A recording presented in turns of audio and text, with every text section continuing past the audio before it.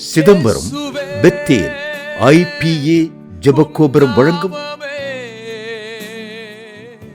உங்கள் வாழ்வின் மாற்றத்தின் நேரம்.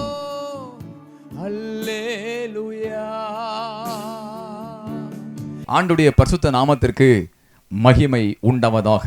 ஏசாயா தீர்க்கதரிசி புஸ்தகம் 35ஆம் அதிகாரம் 3-4 நீங்கள் வாசிக்கலாம். ஆண்டவர் நாமம் மகிமைப்ப. முதலாவதாக பார்த்து கொண்டிருக்கிற காரியம், பயம் ஒரு மனிதனை சோர்வுக்குள்ளாக மாற்றுகிறது. நீங்கள் வாசிக்கலாமா? தளர்ந்த கைகளை திடப்படுத்தி தள்ளாடுகிற முழங்கால்களை பலப்படுத்தி மனம் பதறுகிறவர்களை பார்த்து நீங்கள் பயப்படாதிருங்கள். கையை தட்டி ஆமென் சொல்லலாமா? மனம் பதறுகிறவர்களை பார்த்து நீங்கள் பயப்படாதிருங்கள், திடன் கொள்ளுங்கள். இதோ உங்கள் தேவன் நீதியை சரிக்கட்டும் நாள் வருகிறது. நீங்க நினைக்கிறீங்களா, ஐயா எனக்கு நீதி இல்லை, அநீதி பண்றதுனால இருக்கிறான், நான் நீதியா இருக்க எனக்கு பிரச்சனை, எனக்கு துன்பம், எனக்கு கவலை. அம்மா, நீதி வெல்லும், நீதி வெல்லும். நீதி தோற்று போகாது, நீதி வெல்லும். ஒருவேளை உங்களுக்கு எதிராக கோர்ட்டு கேஸ் இருக்கலாம், உங்களுக்கு எதிராக பல விதமான பிரச்சனை இருக்கலாம், உங்களுக்கு விரோதமாக கையெழுத்து இட்டு இருக்கலாம். ஏசு சொல்றாரு, நீதி வெல்ல போகிற காலம் வந்திருக்கிறது. இன்று இரவு இந்த நேரத்தில் உங்களுக்கு பிரச்சனையை மாற்றக்கூடிய தளர்ந்து போன கைகள், இனி முடியாது என்று சொல்லி தொடர்ந்து போய் சோர்ந்து போன மக்களை பார்த்து சொல்றாரு, திடன் கொள்ளுங்கள், திடன் கொள்ளுங்கள், பயப்படாதிருங்கள்.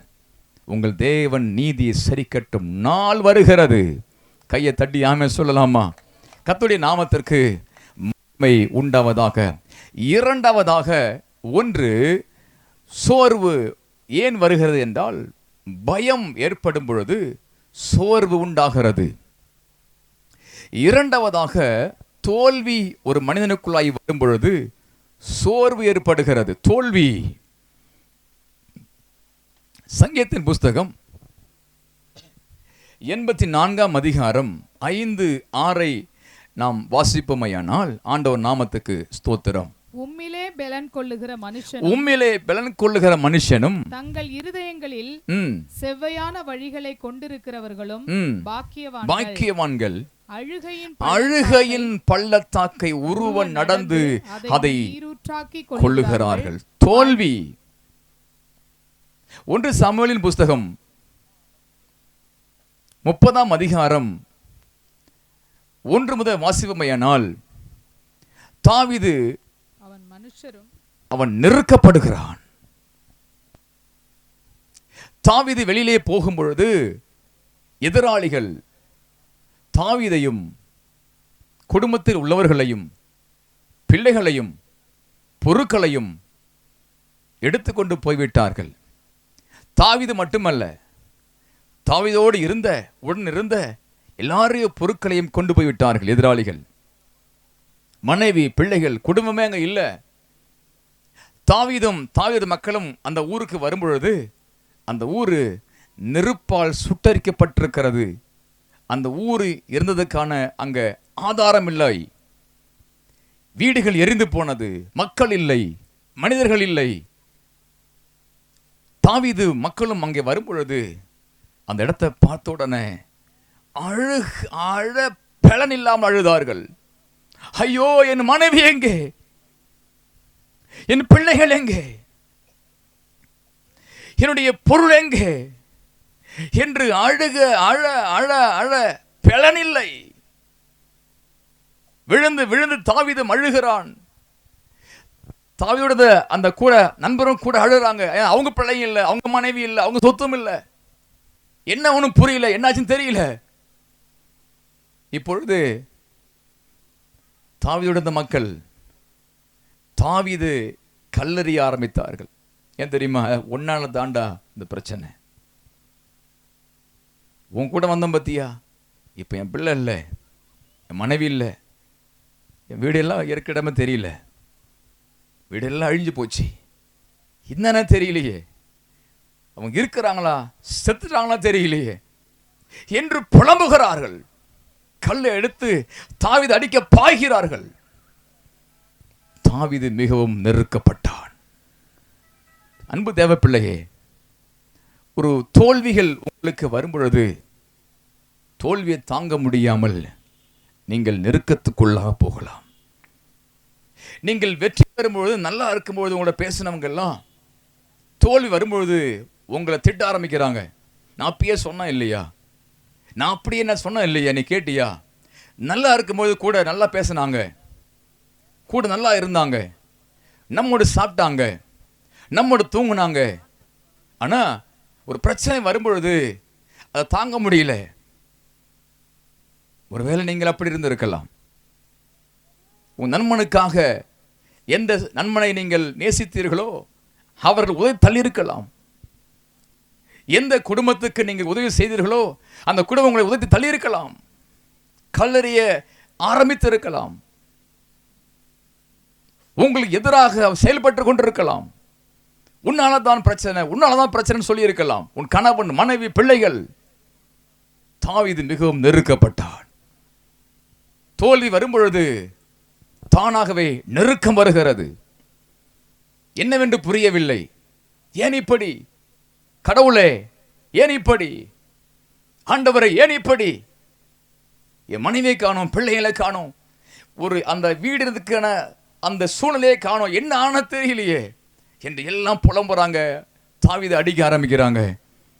வேதம் சொல்லுகிறது, தாவீது கர்த்தருக்குள் திடன் கொண்டான். கையவர்த்தி ஆமென் சொல்லலாமா?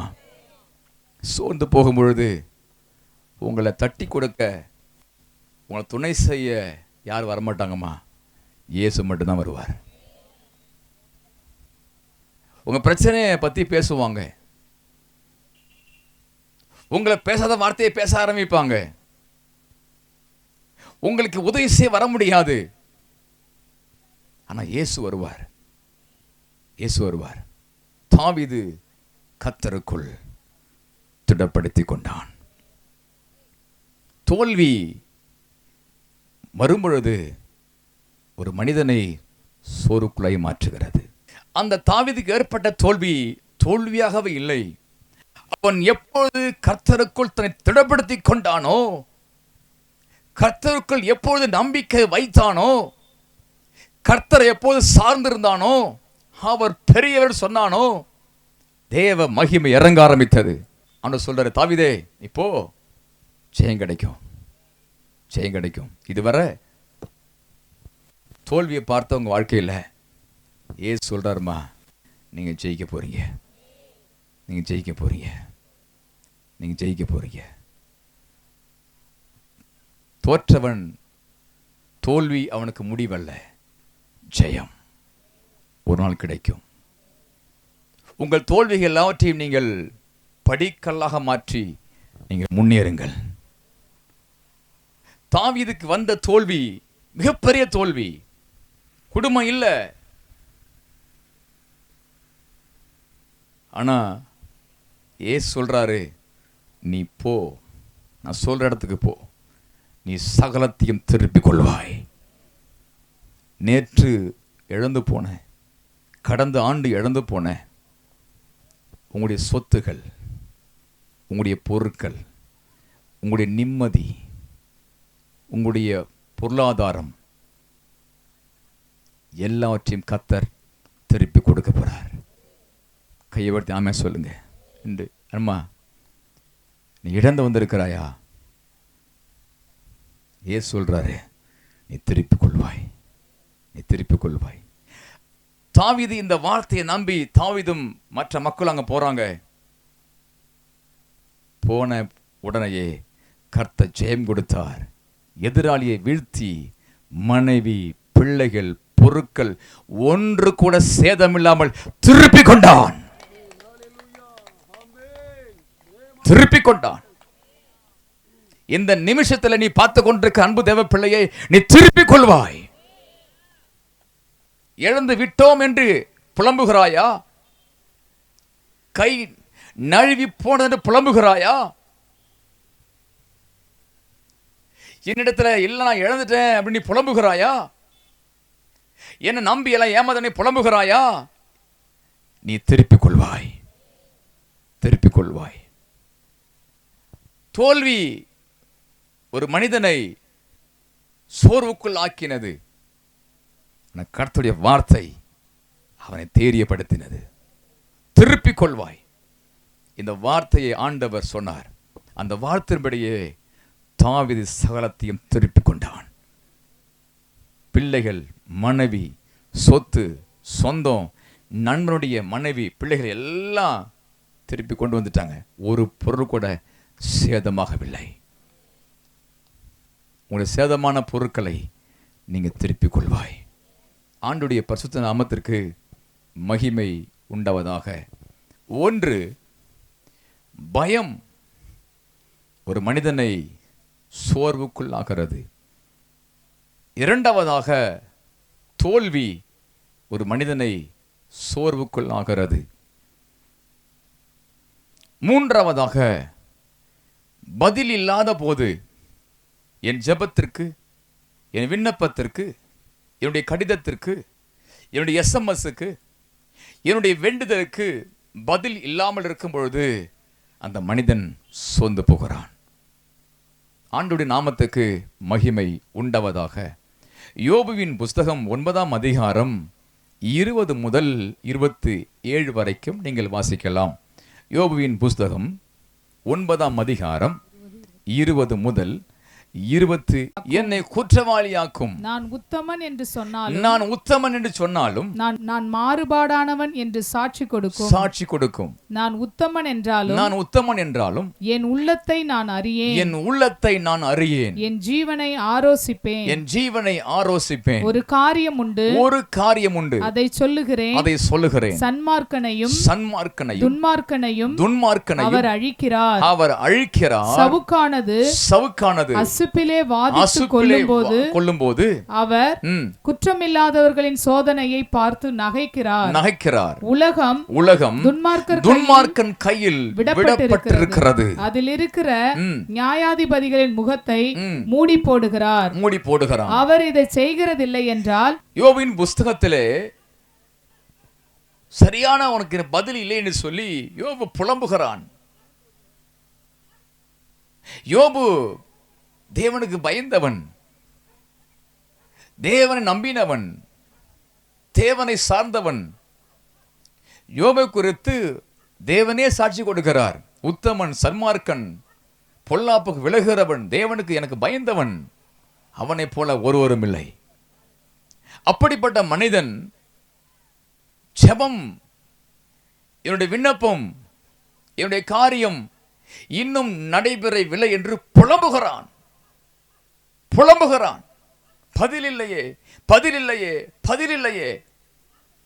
என் ஜெபத்திற்கு பதில் இல்லை, என் கடிதத்திற்கு பதில் இல்லை. சில நான் டிவியில் அந்த செய்தி கொடுக்கும்போது சில ஜெப குறிப்பை சொல்லுவாங்க. ஐயா, என் மனைவி எத்தனை நான் பேசுறேன், என் மனைவி என்ன பேசுறது இல்லை, ஜெபம் பண்ணுங்க. சில சகோதரி மாதிரி ஜெபம் பண்ணுவாங்க, ஃபோனில் ஜெபம் பண்ணுவாங்க. ஐயா, என் கணவர் போய் பல வருஷம் ஆச்சு, நான் நம்பர் இருக்கு, நான் பழம்பையா, நான் ஃபோன் போட சுவிட்ச் ஆஃப் பண்ணிடுறாரு, பேச மாட்டுறாரு, பதில் இல்லை. என் பையன்ட்டு பேச மாட்டான், பதில் இல்லை. நான் என்ன செய்வது? நான் ஜெபிக்கிறேன், இதில் பதில் இல்லை என்று அநேக மக்கள் அந்த டிவியில் ஒளிபரப்பாக்கும் பொழுது அவங்க ஃபோன் மூலமாக ஜெபித்துக் கொள்வார்கள். பதில் இல்லை. ஒருவேளை இதை பார்த்து கொண்டவங்க வாழ்க்கையில் உங்களுடைய விண்ணப்பத்திற்கு, உங்களுடைய வேண்டுதலுக்கு, உங்களுடைய கண்ணீருக்கு, உங்கள் பிள்ளைகளுடைய கூக்குரலுக்கு, நீங்கள் விரும்பினதுக்கு பதில் இல்லாமல் இருக்கலாம். யோபு புலம்புறார். என்னையா வாழ்க்கை, வாழ்ந்து என்ன செய்ய போகிறேன்? ஓட்டம் அஞ்சலிக்காரன் ஓட்டத்தில் வேகமாக ஓடிக்கிட்டு இருக்கு. உலகம் என்ன உலகம், துன்மார்க்கையில் உலகம் இருக்கு. பிரியமானவர்களே, தொடர்ந்து இந்த நிகழ்ச்சிகள் வெளிவரவும் ஆண்டவரை அறியாத மக்கள் இந்த நிகழ்ச்சியின் மூலமாக தேவ ஆசீர்வாதங்களை பெற்றுக் கொள்ளவும் உங்கள் ஜெபத்திலும் உதாரத்துவமான காணிக்கையினாலும் இந்த ஊழியத்தை தாங்கும்படி உங்களை பட்சமாய் கேட்டுக்கொள்கிறோம். கர்த்தர் தாமே உங்களை ஆசீர்வதிப்பாராக. எங்களுடைய ஜிபே எண் 9678709301. உங்கள் ஜெப உதவிக்கும் மேலும் ஆலோசனைகளுக்கும் நீங்கள் எங்களோடு தொடர்பு கொள்ள பாஸ்டர் AP அருள் ஸ்டாலின், பெத்தேல் IPA ஜெபகோபுரம், சிதம்பரம், கடலூர் மாவட்டம், தமிழ்நாடு, தென்னிந்தியா 608001. செல்போன் 9698709301 மற்றும் 9585229103.